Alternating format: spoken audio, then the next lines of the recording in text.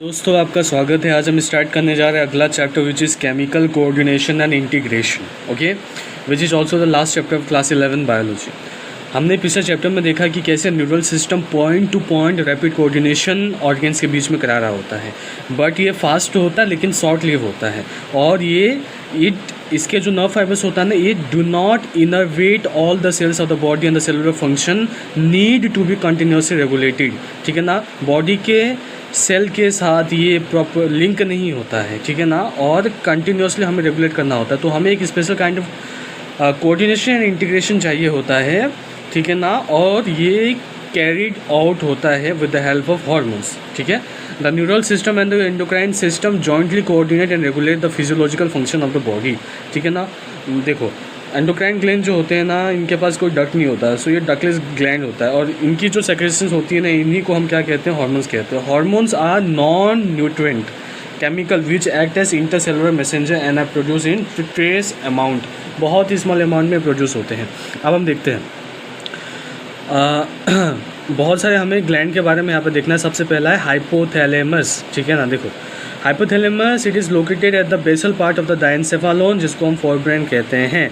ये रेगुलेट करता है wide spectrum of body function. It contain several groups of neurosecretory cells, जिसको हम न्यूक्लियाई भी कहते हैं, जो हार्मोन्स को प्रोड्यूस करने का काम करते हैं। This hormones regulate the synthesis and secretion of pituitary hormones. ठीक है ना, ये जो हार्मोन्स होते हैं ना, ये रेगुलेट करते हैं और रेगुलेट करते हैं synthesis and secretion of pituitary hormones. और हाइपोथैलेमस से दो टाइप्स के हार्मोन निकल रहे होते हैं। एक होता है रिलीजिंग हार्मोन, ठीक है ना, जो स्टिमुलेट करता है secretion of pituitary hormones, and दूसरा होता है inhibiting hormone which inhibit secretion of pituitary hormone. For example एक हाइपोथैलेमिक हार्मोन है जिसको हम गोनाडोट्रोपिन रिलीजिंग हार्मोन कहते हैं, GnRH, वो जो स्टिमुलेट करता है रिलीज ऑफ गोनाडोट्रोपिन। एक दूसरा है सोमेस्टोस्टैटिन, ठीक है ना, ये भी हाइपोथैलेमस से रिलीज करता है, and this inhibit the release of growth hormone from the pituitary. ठीक है ना, नाउ ठीक है, अब देखो These hormones reach pituitary gland through a system which is known as portal circulatory system, और ये रेगुलेट करता है the function of anterior pituitary. ठीक है, देखो, और जो पोस्टेरियर पिट्यूटरी होता है ना, वो डायरेक्ट कंट्रोल होता है, direct neural regulation of the hypothalamus के अंडर होता है। ठीक है ना, ये कैसे होता है ये हम आगे देखेंगे। ओके, नेक्स्ट जो हमारा ग्लैंड है वो है पिट्यूटरी ग्लैंड। ठीक है ना, पिट्यूटरी ग्लैंड जो होता है ना, एक बोनी कैविटी में लोकेटेड होता है, जिसको हम सेला टर्सिका कहते हैं। ये एनाटॉमिकली डिवाइड होता है एडिनो हाइपोफाइसिस और न्यूरो हाइपोफाइसिस में। एडिनो हाइपोफाइसिस के दो पोर्शंस होते हैं, पार्स डिस्टेलिस और पार्स इंटरमीडिया। पार्स डिस्टेलिस जो होता है ना, इसको ही हम एंटेरियर पिट्यूटरी कहते हैं। ये क्या क्या रिलीज़ करता है देख लो। ये रिलीज़ करता है ग्रोथ हार्मोन, प्रोलैक्टिन, इलेक्ट्रोनाइजिंग hormone and follicle stimulating hormone, जिसको हम FHS कहते हैं, और थायराइड स्टिमुलेटिंग हार्मोन, ठीक है ना, एंड एड्रेनोकॉर्टिकोट्रॉफिक हार्मोन। और जो पास इंटरमीडिया होते हैं, ये सिर्फ एक ही हार्मोन को रिलीज़ करता है, वो है मेलानोसाइड स्टिमुलेटिंग हार्मोन MSH। और जो न्यूरो हाइपोफाइसिस होता है, ये पार्स नर्वोसा, इसी को हम पोस्टेरियर पिट्यूटरी कहते हैं। बहुत अच्छे से ध्यान रखें, यही वो पोस्टेरियर पिट्यूटरी होता है जो, ठीक है ना, ये खुद का कोई हार्मोन ना बनाता है ना कुछ करता है, बस ये जो पोस्टेरियर पिट्यूटरी है, ये इनके पास दो हार्मोन्स होते हैं, ऑक्सीटोसिन और वेसोप्रेसिन। ये भी हार्मोन इनके नहीं है, ये हाइपोथैलेमस ने सिंथेसाइज किया है, और यहाँ से हाइपोथैलेमस से ये एक्सटर्नली ट्रांसपोर्ट होता है न्यूरो हाइपोफाइसिस यानी पोस्टेरियर पिट्यूटरी के पास, और बस ये स्टोर करने का काम करते हैं और रिलीज़ करने का काम करते हैं। इसलिए इसको कहते हैं कि posterior pituitary is under the direct neural regulation of the hypothalamus. Very very important. अब देखो, जब ग्रोथ हार्मोन का ओवर सेक्रेशन हो जाता है, then abnormal growth of body होता है लीडिंग टू जाइगेंटिज्म। ठीक है ना, अगर लो सेक्रेशन हुआ तो ड्वार्फिज्म कॉज करता है। अगर मिडिल एज में आकर के ग्रोथ हार्मोन का ज़्यादा सेक्रेशन हुआ ना, देन ये कॉज करता है एक्रोमेगल। इसमें क्या होता है ना, सीवियर डिसफिगरमेंट होता है, स्पेशली द फेस, ठीक है ना, विच में लीड टू सीरियस कॉम्प्लिकेशन। ठीक है ना, या और अगर चेक नहीं कराएं हम टाइम पे तो प्री मैच्योर डेथ भी हो सकती है। अब वही हम देखें प्रोलैक्टिन की, it regulates the growth of mammary glands and the formation of milk in them. THS जो होता है, ये थायराइड हार्मोन के सिंथेसिस और सेक्रेशन में हेल्प करते हैं। ACTH, ठीक है ना, स्टिमुलेट करते हैं synthesis and secretion of steroid hormone, जिसको हम ग्लूकोकॉर्टिकॉइड्स कहते हैं। LH और FHS जो होता है, इसको हम गोनाडोट्रोपिन कहते हैं। मेल्स में क्या होता है, LH जो होता है ये स्टिमुलेट करता है synthesis and secretion of hormone, जिसको हम एंड्रोजेंस कहते हैं फ्रॉम टेस्टिस। अब देखो ये जो एंड्रोजेंस है ना, ये एफएचएस के साथ मिल करके स्पर्मेटोजेनेसिस के प्रोसेस को रेगुलेट करते हैं। Very very important. फीमेल्स में हम देखिए तो एलएच जो होता है ना, ओव्यूलेशन को इंड्यूस करता है, जिसकी वजह से ठीक है ना, जो कॉर्पस ल्यूटियम को मेंटेन करके रखता है, ठीक है ना, और इससे बना हुआ रेमनेंट, ठीक है ना। नाउ एफएचएस जो है स्टिमुलेट करता है growth and development of ovarian follicle in females.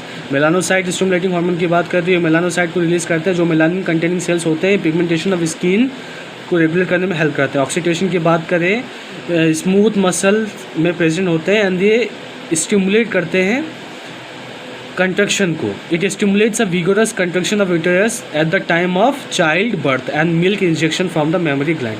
वैसोप्रेशन क्या काम करता है, ये किडनी में काम करता है, और reabsorption of water and electrolyte by the distal part of tubules का काम करता है, जिससे वाटर का लॉस बॉडी से कम होता है। इसको हम क्या कहते हैं, एंटी डाययूरेटिक हार्मोन कहते हैं। अगर सिंथेसिस और release of anti diuretic hormone में अगर कुछ इफेक्ट होने लगा, कोई इम्पेयरमेंट दिखने लगा, तो क्या होगा, बॉडी बहुत ज़्यादा वाटर लॉस करेगी और इस कंडीशन को हम कहते हैं डायबिटीज़ इंसाइपिडस। अब हम देखते हैं पीनियल ग्लैंड। पीनियल ग्लैंड जो होता है ना, it is located dorsal side of forebrain में लोकेटेड होता है। ये रिलीज करता है मेलाटोनिन, ठीक है ना। They play important role in the regulation of 24 hour diurnal rhythm of our body, ठीक है ना। ये मेंटेन करता है बॉडी का normal rhythm, sleep wake cycle, body का टेम्परेचर। इन एडिशन मेलाटोनिन क्या करता है, ठीक है ना, अगर 24 आवर जो डायर्नल रिदम है, बॉडी का जो क्लॉक है ना, स्लीप वेक साइकिल है, उसको मेंटेन करता है। और ध्यान रखो, एक अच्छी स्लीप लेने से क्या होता है, मेटाबॉलिज्म अच्छा होता है,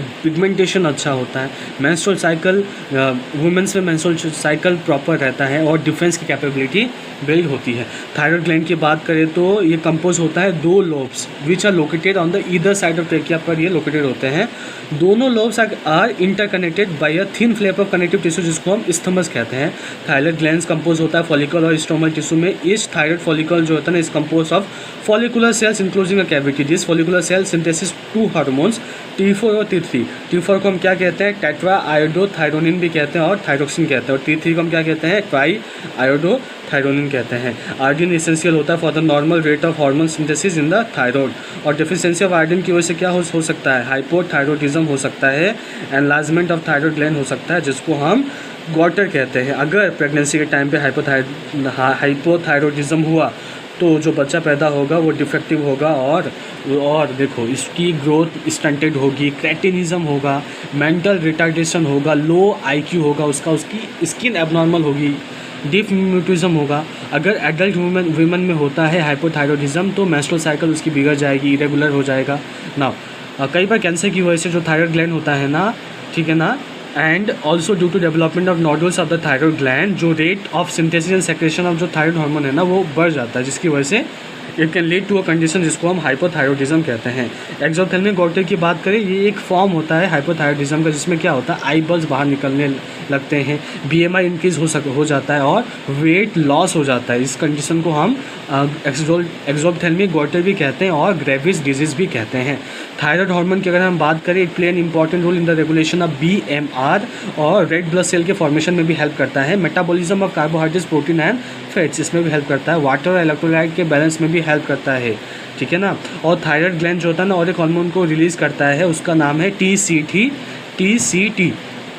थायरोकैल्सिटोनिन। ये एक हाइपोकैल्सीमिक हार्मोन होता है, ठीक है ना। पैराथायरॉइड ग्लैंड की बात करें तो ह्यूमंस में 4 पैराथायरॉइड ग्लैंड्स होते हैं which is present back side of the thyroid gland, ठीक है ना।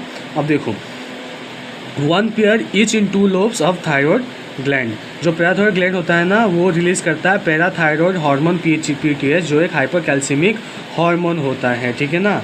नाउ देखो ये ब्लड में क्या करता है, कैल्शियम के लेवल को बढ़ाता है बाई बोन का रिजॉर्प्शन और डिसोल्यूशन और डीमिनरलाइजेशन, ठीक है ना। ऑल्सो डाइजेस्टेड फूड से कैल्शियम का एब्जॉर्प्शन करा करके ये ब्लड में कैल्शियम के लेवल को इंक्रीज कर रहा होता है। थाइमस की बात करिए, एक ग्लोबुलर स्ट्रक्चर होता है which is present between lungs behind sternum on the ventral side of aorta, और ये इम्यून सिस्टम के डेवलपमेंट में बहुत एक मेजर रोल प्ले करता है। एक जो हार्मोन को रिलीज़ करता है उसका नाम है थाइमोसिन, ठीक है ना। Now thymosin play a major role in the differentiation of T lymphocyte की डिफ्रेंशिएशन में मेजर रोल प्ले करता है, which provide cell mediated immunity.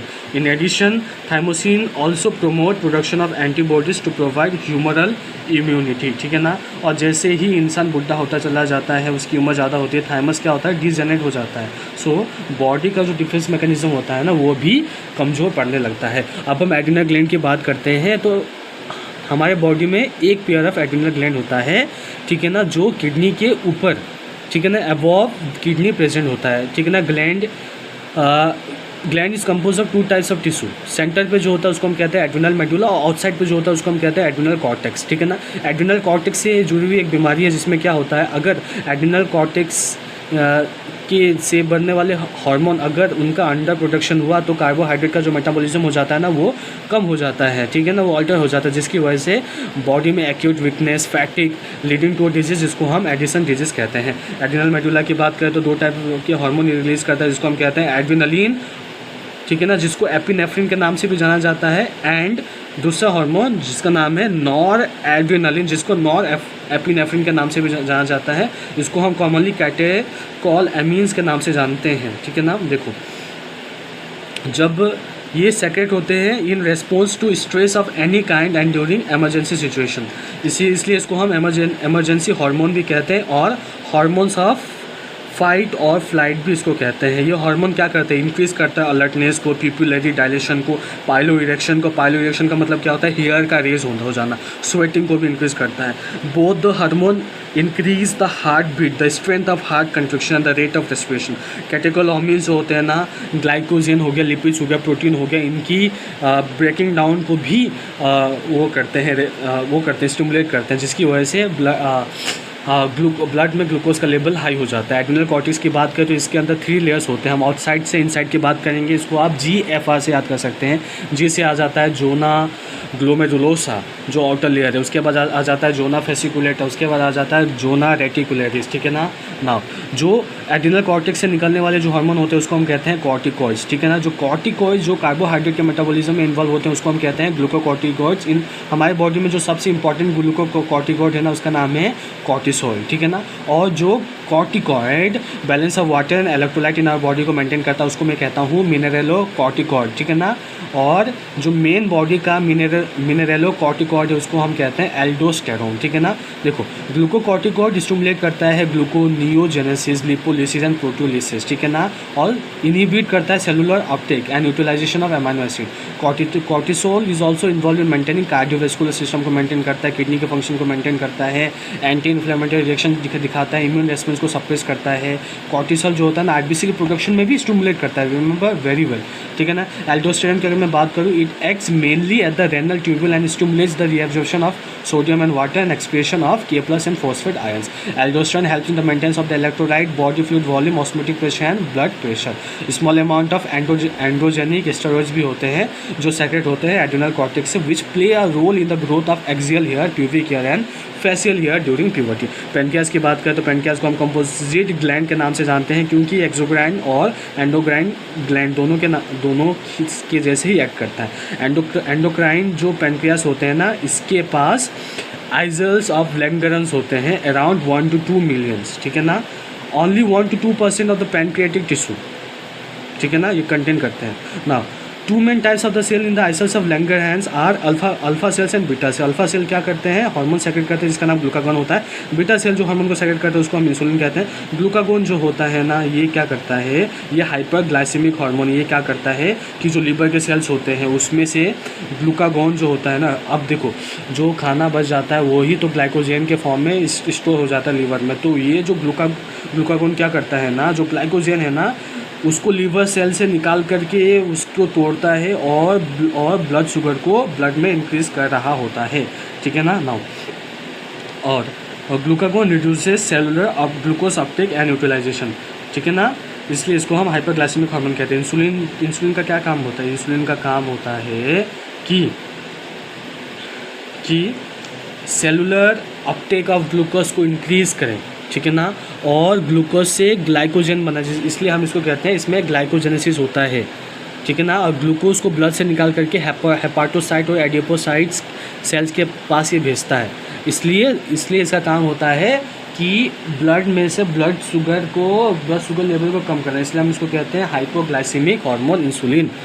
देखो बहुत लंबे समय तक अगर हाइपोग्लाइसीमिया किसी को हुआ ना तो उसको एक डिसऑर्डर हो जाता है जिसको हम कहते हैं diabetes mellitus, which is associated with loss of glucose through urine and formation of harmful compound such as ketone bodies, ठीक है ना। और डायबिटिक पेशेंट को सक्सेसफुली ट्रीट किया जाता है with the help of insulin therapy.